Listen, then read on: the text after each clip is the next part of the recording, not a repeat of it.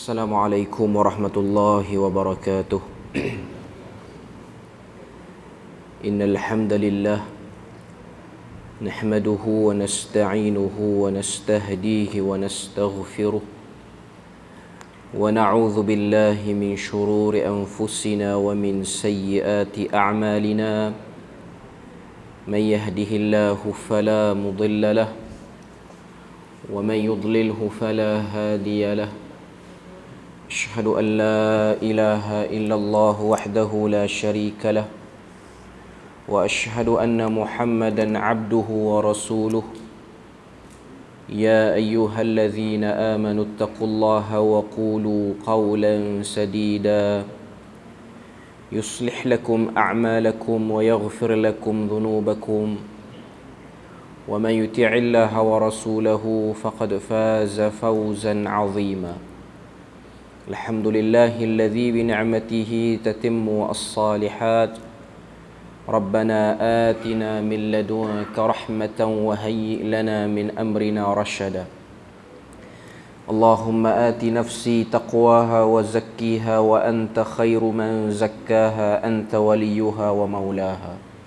Alhamdulillah, syukur pada Allah Azza wa Jal kerana dengan rahmat dan juga limpah kurnia yang Allah Ta'ala berikan dapat kita bersama pada malam ni, sambungan daripada manhaj akidah al-Imam Asy-Syafi'i rahimahullahu ta'ala. Dan kita sambungan pada muka surat 207, iaitu di bawah tajuk pengecualian dalam iman dan hubungannya dengan Islam.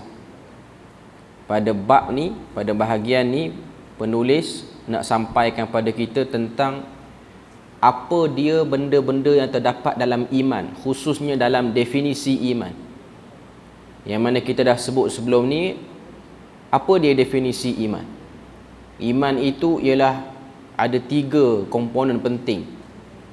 Yang pertama ialah tasdiqun bil qalb, kita benarkan dalam hati, wa iqraru bil lisan, dan kita ucapkan melalui ucapan kita, wal amalu bil jawarih, dan kita tunjukkan apa yang kita imani itu melalui perbuatan dengan anggota badan. Itu ta'arif iman yang disepakati oleh sebahagian besar para ulama. Okay. Sekarang ni muka surat 207, dia nak sebut pada kita tentang apa yang ada dalam ta'arif tu dan apa yang tidak ada dalam ta'arif tu, dalam definisi tu. Sebab terbinanya ta'arif, ada 2 perkara yang kita kena tahu dalam kaedah memberi ta'arif dalam apa-apa permasalahan. Bukan sahaja pada bab iman ni, apa-apa saja bab fiqh apa pun. Dalam ta'rif tu dia kena ada sesuatu yang disebut sebagai jami'. Jami' ni maksudnya ialah semua benda yang berkaitan dihimpun sekali dalam tu. Dan yang kedua ialah mani', iaitu benda-benda yang tak berkait dibuang keluar daripada ta'rif tu. Sebab definisi akan membentuk akidah ataupun formula untuk kita faham iman ni apa. Kalau bunyi lain macam, itu bukan makna iman. Kita tengok apa disebutkan oleh penulis. Dia sebut sini, Syekhul Islam Ibn Taymiyah rahimahullah berkata, yang dimaksud dengan pengecualian dalam iman adalah seperti seseorang yang berkata, saya seorang mukmin insya-Allah. Dalam Majmu' Fatawa dan juga dalam kitab beliau Al-Iman, Syekhul Islam Ibn Taymiyah, dia ada bahas satu hukum tentang satu orang yang kata, ana mu'minun insya-Allah, aku orang yang beriman dengan izin Allah. Okay. Cara bunyi bercakap macam ni ada benda-benda yang tak jelas, walaupun dari segi luarannya macam tak ada apa, tapi sebenarnya ada apa dalam cakapan macam ni ataupun sebutan ni. Okay. Tentang masalah ni, masih lagi dalam perenggan pertama, para ulama berselisih pandangan pada keadaan orang yang kata ana mu'minun insya-Allah, aku beriman insya-Allah, pada tiga pandangan. Okay. Ada yang mewajibkan untuk sebut macam tu, boleh sebut macam tu. Ada yang mengharamkan dan ada yang mengharuskan. 3 pandangan. Ada kata wajib, bila mana nak menyatakan keimanan memang kena sebut macam tu. Ada yang kata cukup sebut ana mu'min, insya-Allah tak perlu. Ada yang kata harus, nak sebut boleh, tak boleh, tak nak sebut pun tak apa. Okay. Pendapat yang membolehkan adalah pendapat yang paling sahih. Dia tarjih terus. Dia kata yang mengharuskan, maknanya tak larang orang untuk kata macam tu dan tak mewajibkan untuk kata macam tu, itulah yang paling terbaik. Okay. Muhammad bin Al-Husain Al-Ajurri.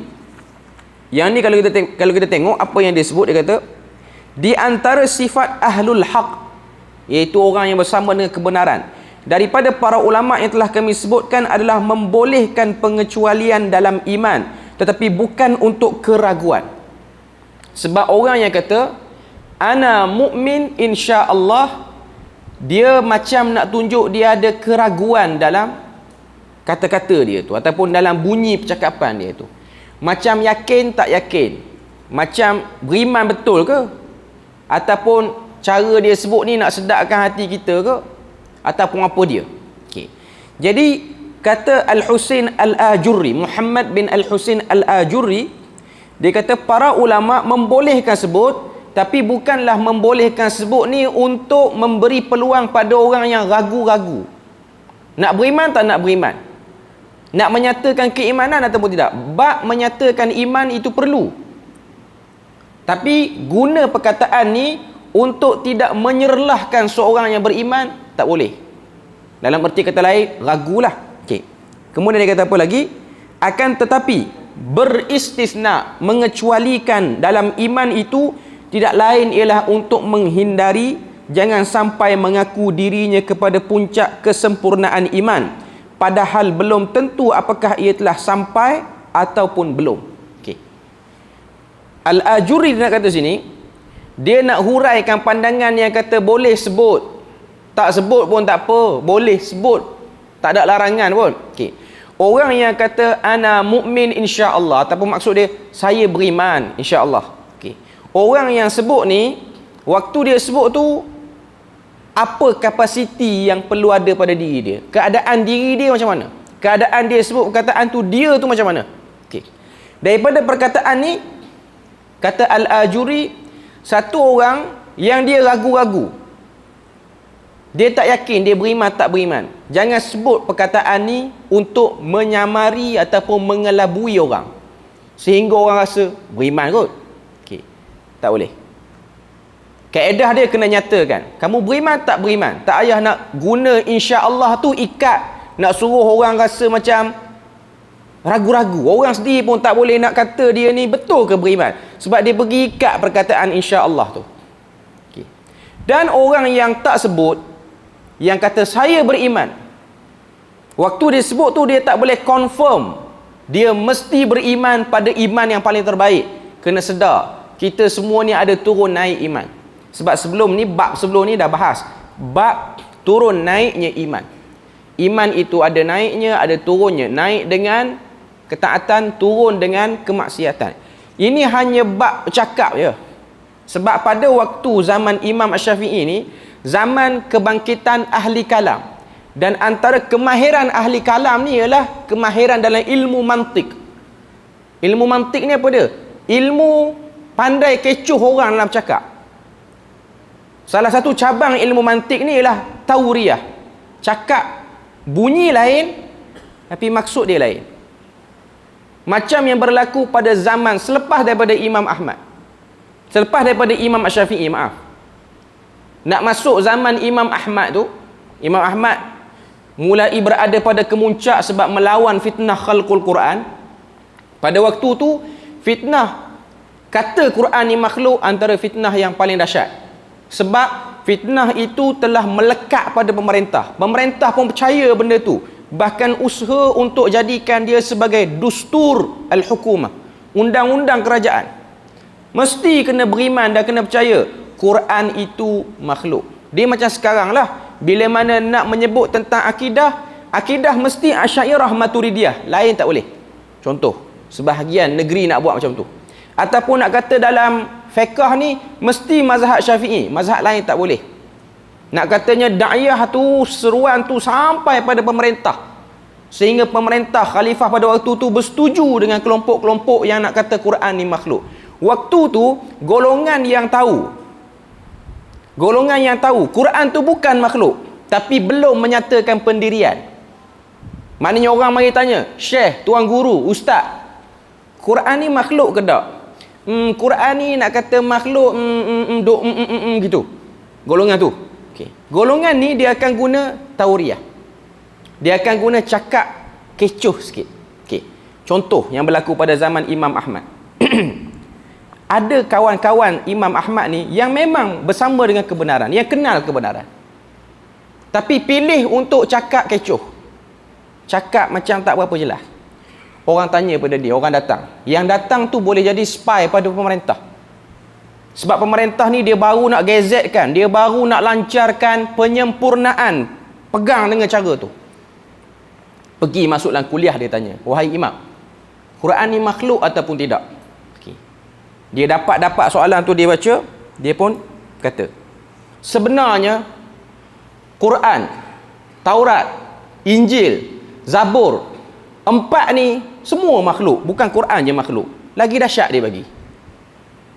Yang pemerintah nak cukup kata Quran makhluk. Tak payahlah pukul ataupun pukal semua 4 kata makhluk. Tapi geng-geng yang tahu benda betul ni, dia punya nak please, tak nak cari balah dengan kelompok-kelompok yang tak berapa betul ni. Dia kata Quran, Injil, Taurat, Zabur, 4 ni semua makhluk. Orang dengar pun, oh lagi dahsyat teori dia. Dia ingat Qurannya makhluk. Lepas tu ada anak-anak murid yang belajar lama ni, yang tahu pegangan Tok Guru bukan macam tu. Pergi sembang kedai kopi. Ada ketak kedai kopi, tak tahulah zaman tu. Okay. Pergi tanya, betul ke? Betul ke macam tu? Dia kata dia orang tak faham. Aku kata Quran, Taurat, Zabur, Injil. 4 ni makhluk. 4 ni jari aku. Aku tak kata kitab tu makhluk. Sebab aku tunjuk 4 ni. Ni 4 ni makhluk. Ni dia panggil cakap kecoh sikit. Jadi orang yang dengar, oh betul lah. Quran bukan Qurannya makhluk. 4 kitab tu makhluk. Dia tak faham. Tok Guru kata 4 jari dia tu makhluk. Kecuali ibu jari dia tak sebut.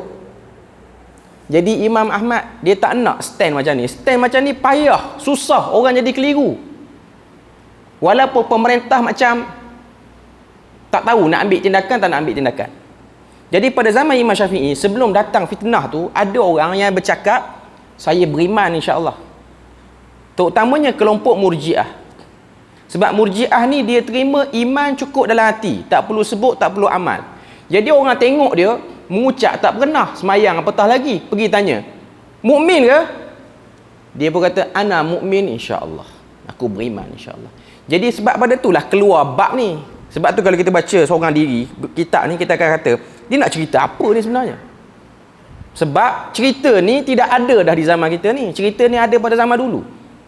Cuma nak katanya orang yang cakap untuk menutup orang lain supaya sangka dia tu satu geng.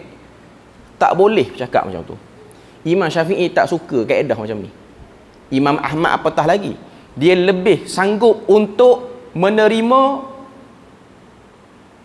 penindasan daripada pemerintah. Maknanya pemerintah tak suka sebab Imam Ahmad ni cakap direct. Imam Ahmad kata Quran itu bukan makhluk, Quran itu kalamullah. Titik. Tak payah tambah lebih-lebih lagi. Cukup. Imam Ahmad agak agresif dalam bab ni. Orang tanya pada Imam Ahmad, kenapa tak ikut kawan-kawan yang cakap macam tadi tu? Quran, Taurat, Zabur, Injil semuanya makhluk. 4 ni makhluk. Kenapa tak ikut dia orang? Kalau ikut dia orang boleh mengajar lagi masjid. Kalau ikut dia orang tak kena tangkap duduk dalam rumah je. Kalau ikut dia orang tak ada lah pemerintah benci kamu. Kata Imam Ahmad, kamu tengok di luar, di kota Iraq tu, berapa ribu orang menunggu jawapan yang jelas. Kalau bercakap macam ni, bila orang nak faham dia betul? Stand Imam Ahmad, pendirian Imam Ahmad berbeza. Kalau tidak ada Imam Ahmad pada zaman tu, mungkin sampai sekarang ni, tahun 2022 ni, cerita Quran makhluk ke tak makhluk tak selesai lagi. Sebab tu ada orang, ada ulama, ada orang-orang yang dalam dakwah ni dia pilih untuk cakap dia satu je. Satu kataan. Tak tambah, tak kurang. Tak perlu nak please mana-mana orang, tak perlu nak balik rumah fikir, aku jawab macam ni kan jadi lagu lain pula. Aku jawab macam ni kan nanti kuliah tahun depan payah. Sebab kuliah yang bulan ni di masjid ni dah memang reserve untuk bayar sewa rumah bulan ni. Kalau jawab macam ni, kena cari masjid lain lah. Okay. Itu sebahagian fenomena tempat kita lah. Jadi pilih untuk tak jawab. Ada orang dia nak jawab tapi jawapan dia tu macam tergantung. Jawapan dia macam ada something. Adalah setengah-setengah orang tertentu. Bila mana dia beri jawapan, dia akan jawab. Ujung sekali, wallahu a'lam. Dia guna perkataan wallahu a'lam tu untuk sangkut supaya orang tak rasa dia, oh, dia geng kita rupanya. Sebab dia jawab macam tu. Okay. Perangai manusia seperti ini sudah wujud ratusan tahun. Daripada namanya manusia tu diciptakan, orang yang fikir nak bercakap macam ni, nak bergaul dengan orang dengan kaedah seperti ini sudah ada. Sebab tu Syekhul Islam Ibn Taymiyah dia kata harus boleh, tapi jangan gunakan kaedah itu untuk mengelabui pegangan kita yang tak jelas. Ataupun istilah yang lebih jelas lagi ialah disebut dengan nama taqiyah. Taqiyah ni ialah berpura-pura. Guna perkataan-perkataan tertentu, tetapi perkataan-perkataan itu mengelabui orang. Sehingga orang rasa dia ni menyebelahi kita kot. Lepas tu tengok berapa detik akan datang pula, ataupun berapa waktu akan datang, lain pula cara dia bercakap. Okay. Jadi ini antara benda yang nak digali. Dalam bab iman, satu perkataan je. Dalam bab iman, satu perkataan. Jangan kita sekejap nak buat macam ni, sekejap nak pergi helah macam ni, tak perlu. Kecuali orang-orang yang memang dipaksa dengan paksaan yang teruk, akan diancam bunuh macam-macam, dan dia melihat pada maslahah perlu dan boleh untuk dia ni melakukan tauriah. Tauriah ni macam tadilah, cakap kecoh sikit. Okay. Cakap kecoh sikit maknanya dia ni akan dibunuh apa semua, jadi dia tak sebut. Macam yang berlaku pada zaman Nabi, bila mana ada sebahagian sahabat yang ditangkap, orang kafir kata kamu kena mengakui Muhammad tu bukan Rasulullah. Dia orang sebut benda tu, tapi dia orang tidak bersama dengan apa yang dia orang sebut. Tapi walau macam mana pun, benda ni agak sukar untuk mengatakan boleh secara 100%. Sebab tu ada orang buat perumpamaan. Kalau kita minta air limau, perah limau tu dia akan keluar limau, dia tak akan jadi air jagung. Saya nak sebut apa sini? Orang kalau hati dia macam tu, keluar dia macam tu lah. Dia tak akan keluar benda lain. Sebab tu orang yang kata dia ni walaupun mulut dia ni tak berapa elok, hati dia baik. Satu benda yang sukar untuk diletak sekali ataupun nak kata betul benda tu. Sebab satu orang macam Imam Ahmad, dia firm, dia berpendirian. Imam Syafi'i dia berpendirian. Dia tak fikir pun orang nak tentang dia, dia nak kena tahanan rumah, dakwah ilmu dia akan tersekat, dia tak fikir. Sebab dia tahu dalam bab ni tak boleh cakap banyak jenis. Sebab tu kita kena contohi orang-orang India, orang-orang Pakistan ni yang datang kerja tempat kita ni, kalau dia cakap satu je. Tuan-tuan tanya kan, sebahagian orang-orang yang kerja kontrak yang tanya orang Bangladesh ke apa, "Bye, umur berapa?" Dia kata umur 30. 5 tahun akan datang, tuan-tuan tanya balik, "Umur berapa?" Dia kata 30. Tanya 5 tahun lepas saya tanya umur 30. Ni 5 tahun pula tanya 30 lagi. Dia kata satu kali cakap je. Jangan banyak. Okay. Nanti umur 60 pun satu kali tu je. 30 juga. Tak akan kata dah lebih daripada tu. Tapi yang tu mengarut sangat. Cuma nak katanya, contohi dia orang dalam bab akidah ni cakap sekali je. Saya kata macam ni lah. Okay. Dan sebenarnya untuk zaman kita ni kan, orang yang menjelaskan pendirian, dia lebih mudah berurusan dalam urusan-urusan akan datang.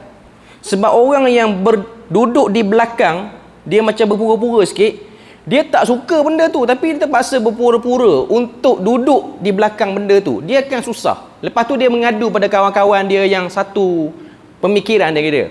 Penatlah saya ni. Orang selalu ajak saya buat benda ni. Saya tak nak buat pun. Tahu pun benda ni tak betul. Sebab apa jadi macam tu? Sebab jawapan mula-mula waktu orang tanya, buat tak benda ni? Kita kata boleh lah buat. Okay. Jawapan tu orang rasa dia okey dengan benda tu. Kalau kita tak boleh buat, kita kata tak boleh buat.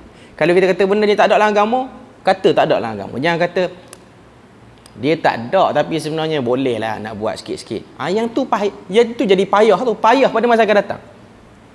Dia akan berlapis-lapis. Kita duduk di bawah kepura-puraan. Okay. Cuma ini ialah bab yang nak disebut oleh Al-Imam Syafi'i rahimahullah. Bukan Imam Syafi'i, dia nak sebut daripada rumusan daripada bab-bab sebelum ni. Tapi dia datangkan qaul daripada Al-Ajurri dan juga qaul daripada Ibn Taymiyah. Okay. Kita pergi terus kepada muka surat 211. Beza antara Islam dan iman. Dah selesai yang bab tu. Okay. Inilah masalah yang menjadi ajang perselisihan antara ulama salaf. Sebab buku ni bahasa Indonesia, jadi dia punya laras bahasa dia memang macam itulah. Inilah masalah yang menjadi polemik perselisihan antara ulama salaf. Ajang tu maksud dia polemik, maknanya isu panas yang tak hilang. Orang bercakap sepanjang zaman. Okay. Suatu perselisihan yang alhamdulillah tidak menimbulkan bahaya. Ini seperti mana yang dia sebutlah. Okay. Dalam nota kaki tu dia ada terang sikit panjang, tapi tak perlulah kita baca nota kaki tu sebab kata apa, dia umum je, dia tak payah sangat untuk kita faham. Okay. Ada 3 pendapat di antara para ulama tentang masalah ni. Adakah Islam, iman tu sama makna? Ada beza ke macam mana? Ada 3 pandangan. Okay. Pertama, Islam dan iman itu satu. Bila mana sebut Islam, ialah iman. Bila mana sebut iman, ialah Islam. Okay. Ulama yang berpendapat seperti ini melihat bahawa Islam dan iman adalah 2 nama untuk satu perkara, satu hal. Di antara ulama yang berpendapat seperti ini ialah Abu Abdullah Al-Bukhari, iaitu Al-Imam Al-Bukhari yang tulis Sahih Bukhari tu. Islam, iman benda sama. Maknanya kalau tak dekat, kembar. Tak ada beza pun. Kembar seiras. Tak perlu nak hurai, nak pecah kepala fikir, nak bagi beza. Tak perlu. Sebab dua-duanya sama. Okay. Kemudian dia kata apa? Di dalam kitabnya, iaitu kitab Sahih Bukhari, ia menulis satu bab khusus tentang masalah ini, iaitu masalah ada beza ke Islam dan iman atau tak ada beza. Okay. Bab itu berbunyi, pertanyaan Jibril alaihi salam kepada Nabi tentang Islam, iman dan ihsan, tentang kiamat dan penjelasan Nabi SAW atasnya. Beliau pun berkata, iaitu Imam Bukhari, datang kepadamu Jibril untuk mengajarimu tentang agamamu. Jadi Rasulullah menjadikan perkara-perkara itu sebagai din. Nabi sebut, walaupun kita tengok Nabi jawab beza. Bila mana Jibril tanya mal Islam, an tashhada an la ilaha illallah, sampai habis. Wa mal iman, an tu'mina billahi wa malaikatihi, sampai habis. Wa mal ihsan, an ta'budallaha ka'annaka tarah. Apa dia tanda kiamat? Mal mas'ulu anis sa'il. Nabi jawab dalam hadis yang kita biasa dengar lah. Orang yang tanya dengan orang yang ditanya sama taraf. Tak tahu pun kiamat ni bila, kecuali tanda-tanda pun ada lah. Okay. Kata Al-Imam Bukhari, walaupun Nabi jawab bunyi dia lain, tapi Nabi sedang meletakkan Islam, iman, ihsan duduk di atas satu pasak yang sama. Tak ada beza. Cuma dia berangkai. Yang ni berangkai dengan yang ni berangkai dengan yang ni. Okay. Begitu pula dengan apa yang dijelaskan Nabi kepada rombongan Abdul Qais sebelum pada Nabi hijrah. Rombongan yang berlakunya perjanjian Hudaibiyah tentang iman. Selain itu juga firman Allah Ta'ala surah Ali Imran ayat 85, wa man yabtaghi ghairal islami dinan falan yuqbala minhu. Siapa-siapa yang mencari selain pada Islam sebagai agama anutan, tak diterima padanya agama dan anutan itu. Maknanya Islam duduk dalam tu, iman duduk dalam tu, ihsan duduk dalam tu, semua bab kiamat, benda-benda gaib semua duduk ada dalam tu. Itu dalil dia. Itu pandangan Bukhari. Seterusnya, Ibnu Hajar berkata, ini yang syarahkan Sahih Bukhari iaitu Ibnu Hajar Al-Asqalani. Dia kata, telah anda ketahui penulis Al-Bukhari memandang bahawa Islam dan iman adalah ungkapan yang satu makna. Jika kita mengamati pertanyaan Jibril tentang iman, Islam dan jawapan Rasulullah atas keduanya, maka nampak perbezaan antara keduanya. Iman adalah meyakini perkara-perkara khusus, sedangkan Islam ialah praktik terhadap amalan-amalan tertentu. Al-Bukhari ingin mengembalikan hal itu dengan cara takwil, menggunakan kaedahnya. Semuanya itu satu package. Jangan bezakan. Walaupun jawapan dia bunyi lain. Iman jawab lain, Islam jawab lain.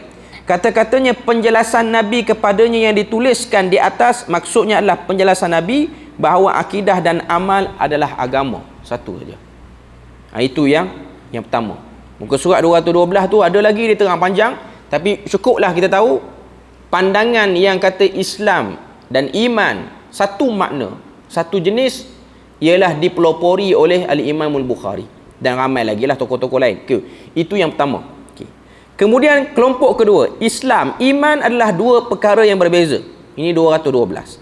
Sekelompok ulama salaf berpendapat bahawa Islam dan iman itu berbeza, iaitu Az-Zuhri. Ini guru pada Imam Malik.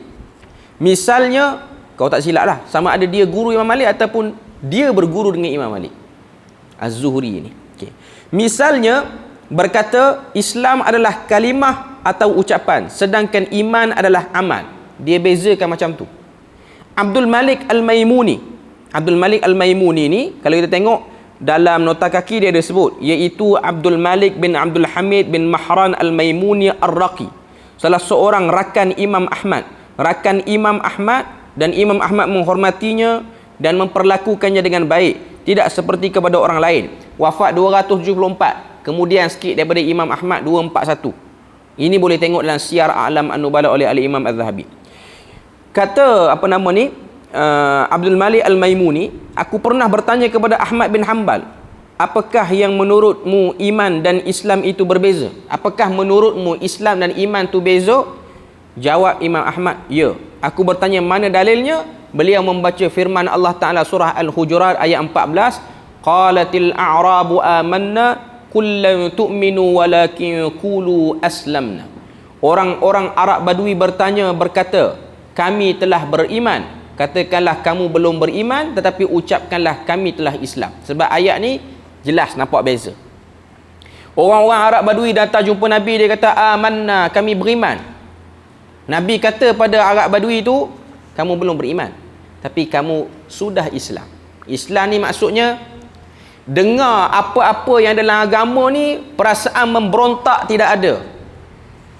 Dia ada orang macam tu, dia tak terima lagi Islam, tak percaya lagi, tapi dengar tu tak kalut nak bergaduh, tak kalut nak lawan, tak kalut nak berkelahi. Orang yang macam ni okey lah. Orang yang bukan agama Islam, contoh tuan-tuan jumpa orang Hindu ke, orang Buddha ke, orang Kristian ke, apa-apa saja agama dia, waktu kita cerita tentang Islam, dia okey.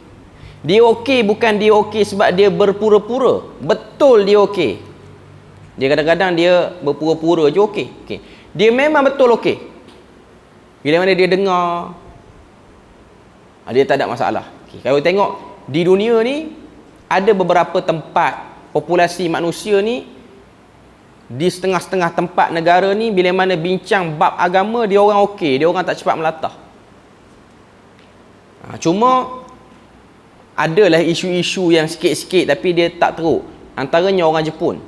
Ini antara bangsa yang tuan-tuan nak cakap rentas agama dia okey.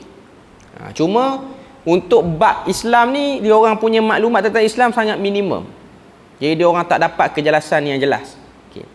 Setengah-setengah tempat, macam negara-negara di kawasan pergunungan Himalaya ni, macam di Tibet, di Bhutan. Tuan-tuan pernah dengar satu negara nama dia Bhutan. Bhutan ni dia duduk border antara India dengan kawasan Nepal apa-apa semua ni lah. Dia negara mustaqillah, satu negara. Kalau tuan-tuan tengok dalam Google apa semua, bendera negara dia ialah gambar seekor naga. Negara yang paling lambat terkena sentuhan kemodenan. Antara negara yang paling last kenal apa tu internet, apa tu televisyen, last sekali. Ini negara Bhutan, dan nak masuk ziarah negara dia ni, melancong ke negara dia ni, kita kena bayar banyak. Dia punya permohonan visa tu agak payah sikit lah. Kecuali kalau orang yang nak pergi melancong tu ialah daripada India. Sebab India dengan Bhutan ni dia ada MOU yang sangat baik, diplomatik yang sangat baik, sehingga masuk tak perlu visa. Tapi negara yang yang alam dia, bukit bukau dia paling kurang terkena sentuhan manusia yang rakus. Tak kena tarah, tak kena apa pun. Dan pegangan masyarakat di sana ialah Buddha, agama Buddha. Dan Buddha yang jauh daripada ekstrim. Kalau yang belah Tibet tu dia ada sikit lah yang ekstrim sikit. Okay.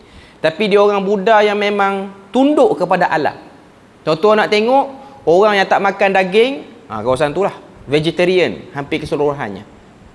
Bukan setakat vegetarian yang melampau. Dia orang kalau nak makan buah, dia orang tak akan petik, dia orang akan tunggu buah tu gugur sendiri baru makan. Ini sebahagian daripada agama Buddha dia ada. Okay. Tapi tuan-tuan nak cerita tentang Islam, dia okey. Dia tak melatah. Dia orang bukan pretending okey, tapi dia orang memang okey. Macam di Jepun ada sebahagian orang-orang Jepun ni yang beragama Shinto. Tuan-tuan boleh tengok ada satu rancangan yang ditaja oleh Qatar Foundation. Tajuk rancangan tu Bil Quran Ihtadait, yang dihostkan oleh satu orang imam daripada Kuwait, tapi yang sponsor cerita tu ialah kata apa, dia bukan cerita lah, dia macam kata apa, satu rancangan reality yang pergi tengok orang-orang yang masuk Islam macam mana. Dia pergi sampai ke Jepun, sampai ke Jerman, apa-apa semua ni. Okay, antaranya dia pergi ke Jepun dan cerita tentang Islam di depan Shinto Shrine. Shinto Shrine ni apa dia dalam bahasa Melayu? Tempat kuil ibadah bagi penganut agama Shinto lah. Shinto ni agama lama bagi orang Jepun. Dia menyembah alam lah, mana menyembah pokok, bukit apa semua. Okay. Di sisi agama Shinto ni, bila mana nak masuk kuil dia, kena basuh tangan, muka dengan kaki, macam wuduk juga. Jadi Syekh Fahad Al-Kandari ni, dia kata kami orang Islam nak masuk masjid kena wuduk. Wuduk lagi banyak daripada orang agama Shinto kena buat. Orang agama Shinto ni setakat basuh tangan, basuh muka, basuh kaki, selesai. Lepas tu dia tengok kawan tu ambil wuduk. Dia tu, kita kira Sami lah kot, yang jaga Shinto Shrine tu. Dia kata agama kamu lebih bagus lah pada agama kami. Dia okey. Dia tak kata macam biarlah kamu nak basuh banyak pun, kita orang tetap kemah lagi pada kamu. Dia okey, dia masih okey. Dia tak nampak orang kata apa, konfrontasi waktu bercakap. Okay. Ada orang macam ni. Merujuk pada surah Al-Hujurat ayat 14 ni, orang-orang Arab Badui ni dengan sikap dia orang yang sangat keras, tapi bila mana Nabi cerita tentang Islam, dia okey. Tuan-tuan nak tahu, Arab Badui ni, terutamanya di Hijaz, di Arab Saudi lagi ni apa semua ni, sifat kebaduian, kekerasan dia orang tu masih kekal sampai sekarang. Sebab tu ada satu cerita, satu orang tokoh besar yang dah meninggal, iaitu Syekh Muhammad bin Saleh Al-Utsaimin. Ini tokoh besar di Arab Saudi. Syekh Muhammad bin Saleh Al-Utsaimin ni dia antara tokoh yang berpengaruh, dah meninggal lah pun. Tuan-tuan nak tanya cerita ni kena tanya dengan Prof Dr. Razi ni, orang-orang yang sempat. Dengan Datuk Mufti pun sempat, tapi dia cerita tentang dia musafir ke sana lah. Okay, sebab orang yang belajar di Arab Saudi lebih banyak berpeluang bersama dengan Syekh Muhammad bin Saleh Al-Utsaimin. Dia duduk di Riyadh, tapi dia banyak juga kuliah di Tanah Haram ni, di Madinah dan juga di Masjidil Haram. Okay. Kuliah dia memang ramai orang sebab dia antara orang yang suka beri fatwa dan banyaklah hukum hakam dia jawab, terutama dalam bab fiqh. Okay. Kuliah dia akan buat daripada lepas maghrib sampai ke isyak, berhenti azan, dan lepas pada tu dia akan sambung lagi. Sama ada dia solat dulu ataupun sambung, ataupun dia akan panjangkan terus sampailah dekat-dekat pukul 11-12. Ada satu orang anak murid dia yang terkenal, hidup lagi sekarang, iaitu Dr. Uthman Al-Khamis di Kuwait sekarang. Satu orang yang banyak tulis tentang penyelewengan sejarah oleh golongan Syiah sehingga diancam bunuhlah oleh Syiah, Dr. Uthman Khamis, khususnya di Kuwait ni. Dia cerita waktu dia ikut kuliah Syekh Saleh. Saya nak cerita yang Arab Badui yang kasar ni. Waktu dia ikut kuliah Syekh Saleh ni, waktu tu di satu masjid di Madinah, tapi bukan Masjid Nabawi lah, masjid luar daripada kawasan kejiranan lain, kawasan-kawasan yang jauh sikit pada Masjid Nabawi, tapi masjid yang khusus lah. Syekh mengajar situ sampailah isyak, dan dia suruh muazzin azan. Selesai muazzin azan, dia kata kita tak salat lagi, kita salat lepas daripada habis durus ni baru kita salat, habis pengajian kita salat. Jadi beritahu pada mana-mana orang yang datang masjid ni dengan sebab nak salat isyak segera, dia kena pergi masjid lain. Jangan solat pergi sini. Dia tak apalah, dia orang bos ni, dia boleh arah macam tu. Okay. Jadi Syekh ni mengajar sampai habis. Taklah sampai pukul 12 malam. Dalam sekitar 10.30 dan lebih tu mungkin lah. Okay. Jadi lepas pada tu dia akan salat, dan waktu tu yang jadi imam ialah Syekh sendiri. Allah Ta'ala jadikan satu peristiwa berlaku. Waktu dia jadi imam, Syekh ni baca surah Al-Zalzalah. Surah yang biasa, orang tak hafal Quran habis pun menyakan tahu lah surah Al-Zalzalah. Tapi pada malam Syekh tu jadi imam, Syekh Muhammad bin Salih Al-Utsaimin jadi imam, dia tertukar ayat, dia terkeliru. Ini biasalah bagi orang hafal Quran, dia biasa. Dia bukan dia tak ingat. Dia kadang-kadang dia terkeliru. Waktu salat tu dia terkeliru. Okay. Jadi orang di belakang ni ramai tegur Syekh, sehingga suara tu jadi gamat lah, dengan sebab bising lah, dengan sebab hingat sikit, dengan sebab banyak suara yang nak tegur. Tuan-tuan solat di negara Arab benda tu biasalah. Imam tak ingat, terlupa ayat, tertukar ayat. Kalau kita Malaysia, diam semua, tak ada orang tegur pun.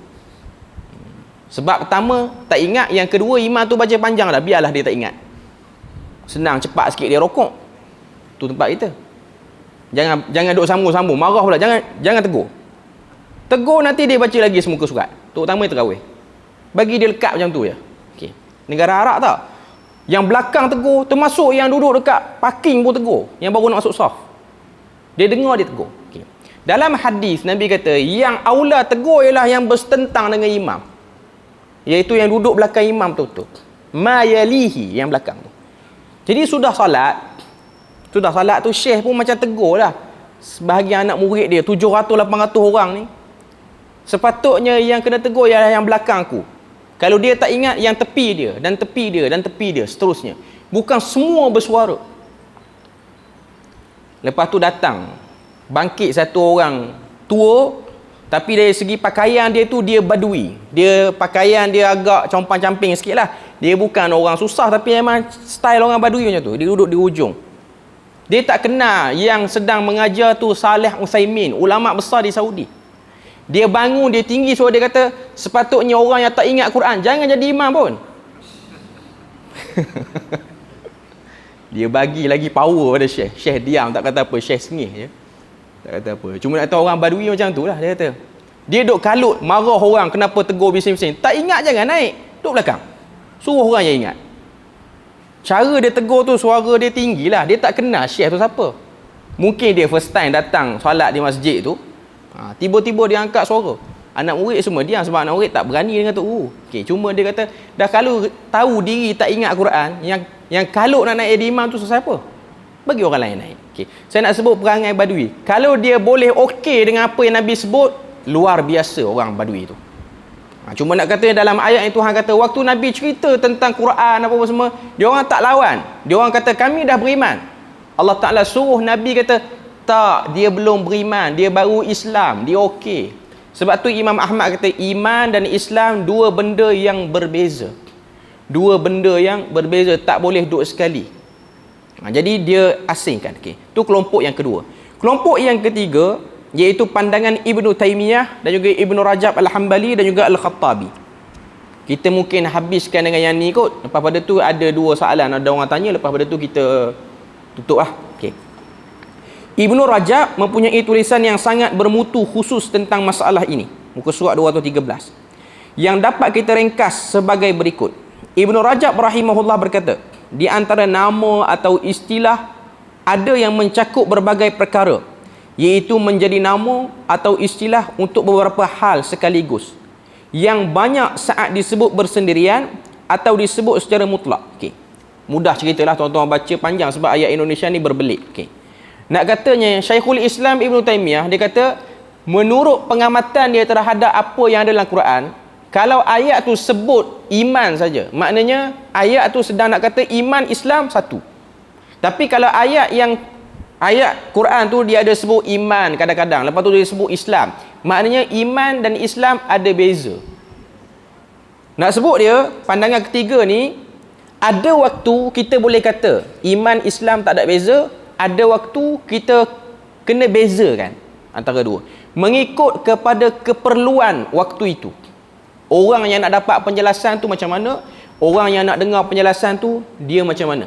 Okay. Maknanya dia nak sebut tu, dia kena tengok keadaan. Sebab Quran pun cerita macam tu. Ada waktu Quran bezakan, ada waktu Quran memberi isyarat macam sama makna saja. Okay. Jadi itu 3 pandangan untuk Islam dan jaga iman. Muka surat 216, kita sebut sikit lagi. Pandangan Imam Syafi'i tentang masalah ini, iaitu masalah beza antara iman Islam. Yang nampak dari teks-teks yang datang daripada Imam Syafi'i rahimahullah, bahawa dia tidak membezakan antara Islam dan juga iman. Maknanya dia pegang macam pendapat Imam Al-Bukhari. Bahkan dalam sebahagian riwayat dengan tegas menyebutkan bahawa Islam adalah iman dan iman adalah Islam.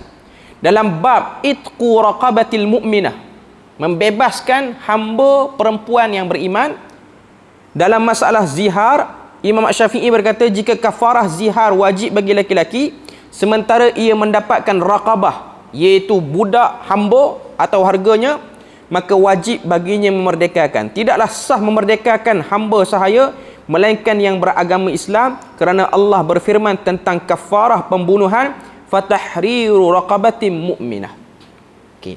Maknanya nak sebut sini, Imam Asy-Syafi'i dia guna dalil daripada surah An-Nisa ayat 92. Tuhan sebut kamu kena bebaskan hamba perempuan yang beriman. Beriman situ maksud dia Islam. Kita bagi ruang azan dulu, nanti kita hurai sikit lagi, lepas tu kita tutup.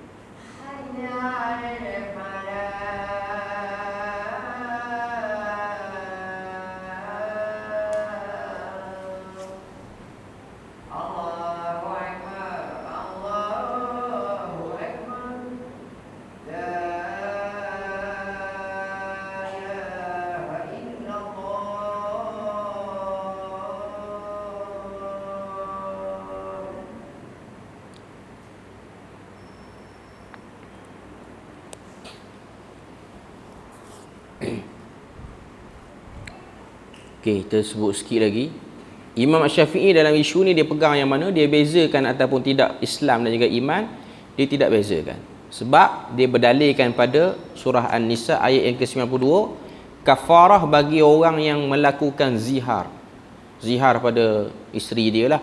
Ini bab hukum munakahat, nikah kahwin lah. Okay.